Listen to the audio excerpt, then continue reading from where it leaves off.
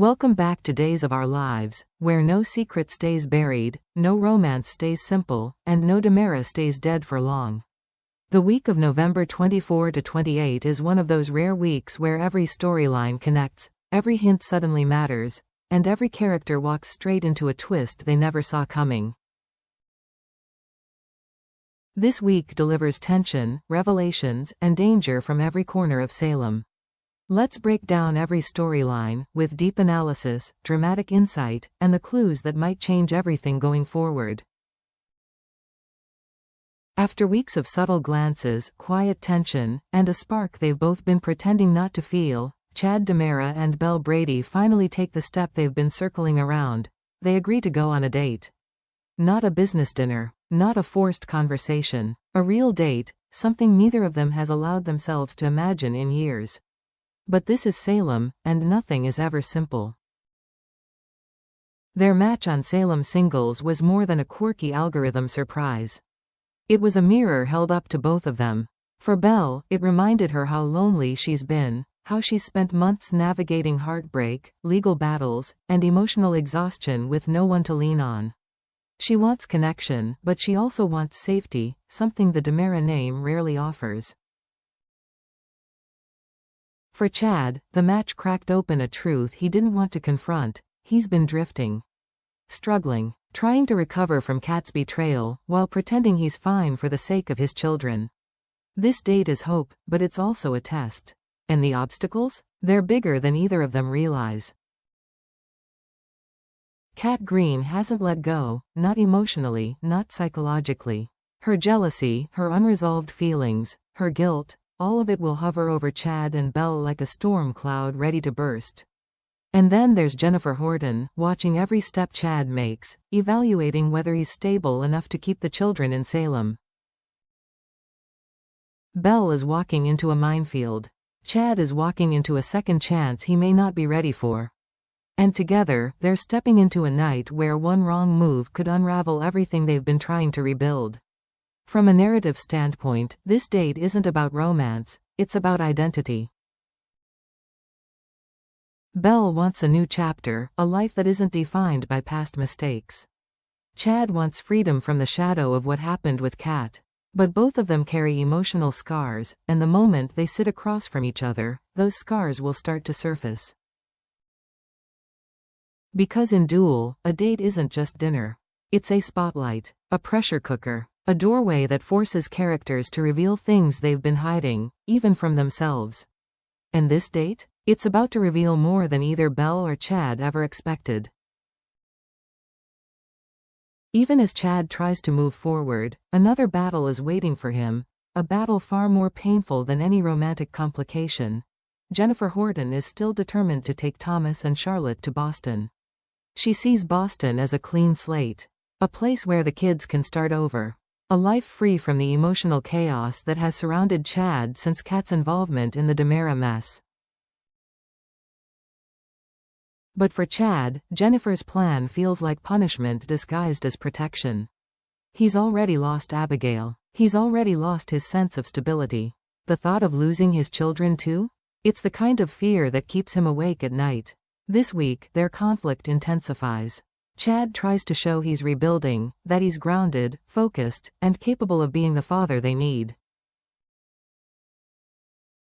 But Jennifer isn't convinced. She sees cracks. She sees emotional vulnerability that she interprets as danger. The moral question looms large. Is Jennifer truly protecting the children, or is she projecting her own unresolved grief and fear onto Chad? And Belle, unintentionally, becomes part of the problem. Because once word spreads that Chad is going on a date, with a lawyer, with another woman so soon after Kat, Jennifer's doubts multiply. She wonders if Chad is chasing distraction instead of healing. If he's confusing companionship with stability. If Belle is a fresh start, or another complication the kids don't need. This is where the storyline becomes psychologically rich. Chad isn't just fighting for custody. He's fighting for his identity as a father. Every decision he makes, including the date with Belle, becomes evidence Jennifer uses to justify her position. And once that date becomes public knowledge, Jennifer may push harder than ever, believing she's the only one capable of protecting Thomas and Charlotte from another heartbreak. In many ways, this isn't just a custody battle. It's a confrontation between two grieving parents who love the same children but see danger in different places. Chad sees Jennifer taking the children as another devastating loss. Jennifer sees Chad's emotional instability as a threat she can't ignore. And this week, both of them reach a breaking point. Because moving on always has a cost. And in Salem, that cost is usually higher than anyone expects. Now we enter the storyline that could define the entire winter season. A twist that blends past trauma, lost memories, and a truth powerful enough to rewrite E.J. DiMera's identity. Cat Green. E.J. DiMera. Italy. A faceless man in bandages. A book of tragic romance. Sammy Brady standing in the shadows. For months, DOOL has teased these elements one by one, small breadcrumbs scattered across scenes, hinting that Cat's past and E.J.'s past were not simply parallel. They were intertwined, and this is the week that connection finally detonates. Cat begins to remember in vivid detail what she once dismissed as a dream or a trauma-induced hallucination.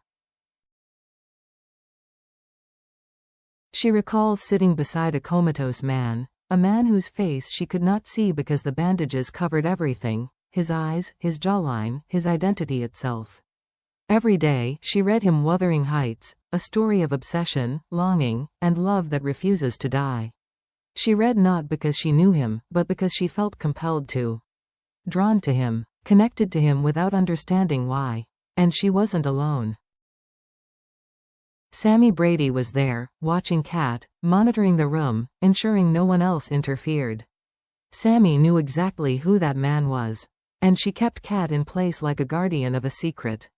Meanwhile, E.J. has been wrestling with scattered, broken memories, flashes of sound and emotion that he could never place. A soft voice reciting lines from a classic novel. A presence beside him in the darkness. A feeling of being cared for, even though he didn't know by whom. For months, the memories taunted him. Now, at last, they align. He hears the voice again, and realizes it's Cat's voice. This is the moment everything changes. Cat wasn't just a stranger at a clinic. She wasn't just another patient recovering from trauma. She was part of E.J.'s resurrection story. She was present at the moment his life was being pieced back together. She was a witness, and unknowingly, a comfort, during his most fragile hours. Emotionally, this is an earthquake for both of them. For E.J., this confession shakes the foundation of who he thought Cat was.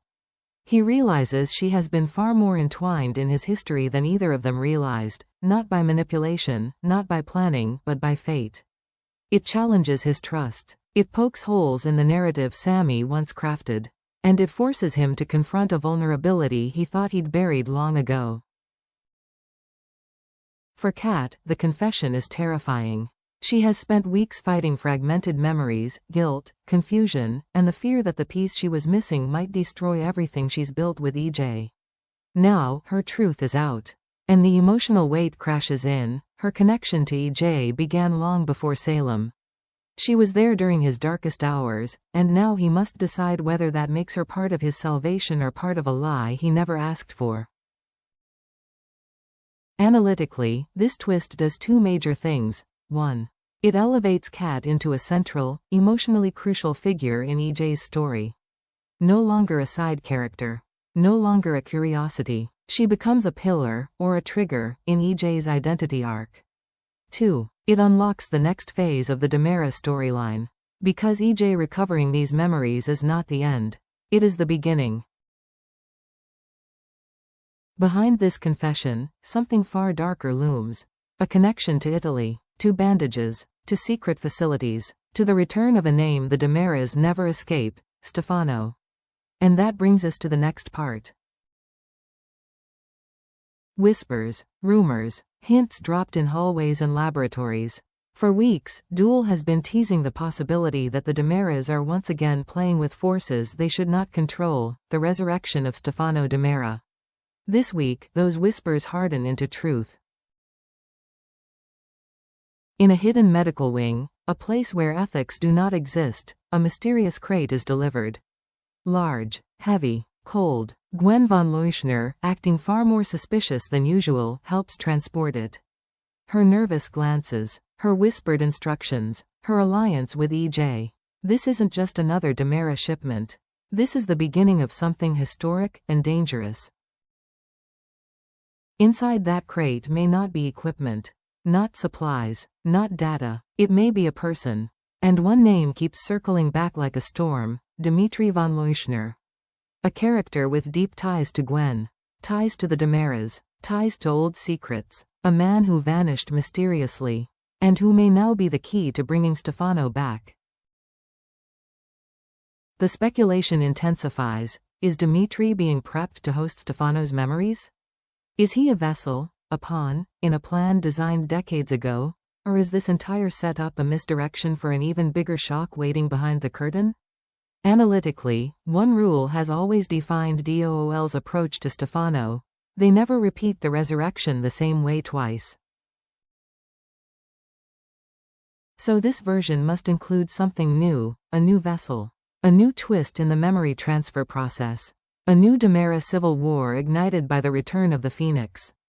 EJ stands at the center of it all, directing, supervising, trying to control something that should never be controlled. He's confident, determined, but also blinded by his need to preserve the Demera legacy. And beside him, Gwen acts as the wildcard. Unpredictable, emotional, possibly unstable. She holds knowledge she shouldn't have. She moves in shadows she has no business entering. And whether she's a loyal partner or a ticking time bomb remains unclear. When the truth finally explodes, when the crate opens, the fallout won't be limited to the Demera mansion. It will rock the entire canvas of Salem. Because the return of Stefano, or the attempt, does not simply revive a villain. It revives rivalries, power struggles, old wounds, and a legacy built on manipulation, betrayal, and danger. And once this project is fully revealed, Salem won't just be shaken.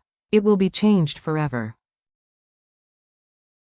Trivia night at the pub should have been harmless, just laughter, competition, and a chance for Salem to breathe for once. But when Philip Kuriakis and Gabby Hernandez walk into the same room, the energy shifts instantly. Philip leans into his natural charm, confident, magnetic, almost glowing with the kind of warmth Gabby hasn't felt in a long time. And Gabby, despite all her defenses, despite all her boundaries, lets her wall down inch by inch. Their banter is effortless. Their chemistry is undeniable. And every smile Philip gives her feels like he's rewriting a chapter she thought was closed forever. But beneath Gabby's flirtation, beneath the laughter and the stolen glances, lies a truth so dangerous it could shatter everything. Gabby is falling for Philip, while actively betraying him. She's been working with Tony Demera, secretly and strategically plotting to sabotage the Titan-Demera merger, the business deal Philip has poured his soul into rebuilding.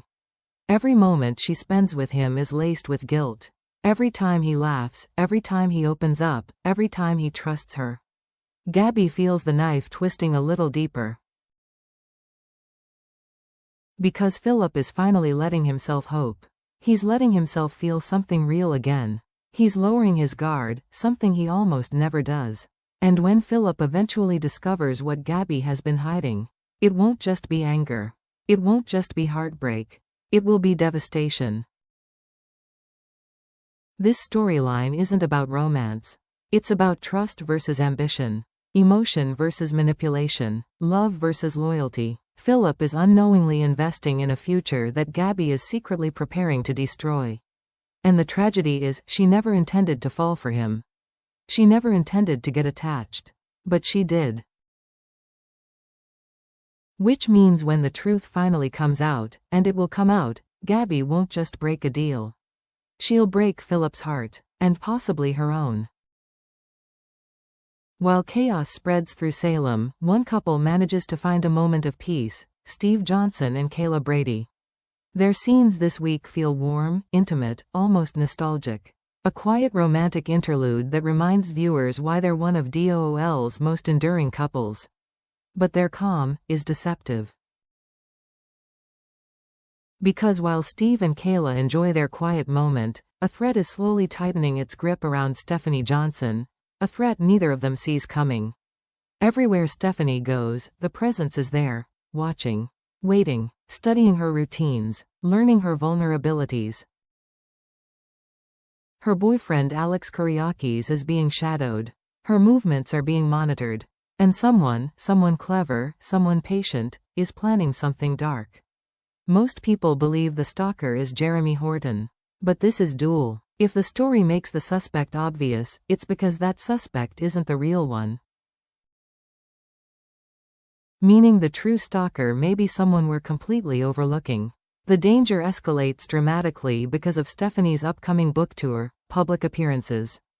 Different cities, open venues, large crowds, a chaotic travel schedule. All of it creates the perfect opportunity for a stalker to strike without warning, and without being noticed. Stephanie is walking straight toward a trap she doesn't even know is there. Alex is unaware he's a target. And Steve and Kayla, despite being some of Salem's smartest detectives, are about to realize they missed the warning signs completely. This isn't just suspense. This is the setup for a major winter storyline, a stalker unmasked. A couple under threat, a family pushed to the edge. And whatever this shadowy figure intends, it's not going to stop at fear. The week of November 24 to 28 is not a bridge. It's not a slowdown. It's not background noise. This is the week when Days of Our Lives shifts into a new gear, a week that reshapes characters, rewrites relationships, and launches storylines that will define the months ahead. Chad and Belle step into a date that could ignite a brand new romance, or reopen emotional wounds that neither of them are ready to face. EJ and Kat uncover a buried connection from Italy that overturns years of assumptions and forces EJ to question everything he believed about Kat, about Sammy, and about his own past. The Stefano resurrection arc explodes forward, pulling Gwen and possibly Dimitri into a dangerous web of science, memory, and legacy, a web that could resurrect an empire or destroy it from within. Gabby's fragile new romance with Philip deepens at the exact moment she's preparing to betray him, a collision course guaranteed to end in heartbreak, anger, and consequences she can't escape. Stephanie's stalker grows bolder, smarter, and more dangerous, drawing closer as her book tour inches toward disaster. And Salem can feel the tremor beneath its feet. Because when the crate opens, when the stalker reveals themselves, when EJ finally pieces together the last missing memory, when Gabby's secret detonates, every storyline on the canvas will collide. Nothing will be the same. Nothing will stay buried. And no character, not even the powerful Damaris, will be immune to the fallout. This is the week where twists rise, alliances crumble, romances shift, villains awaken, and the past refuses to rest. Stay tuned. Because in Salem, every whisper becomes a shock, every secret becomes a weapon, and the next twist is always seconds away.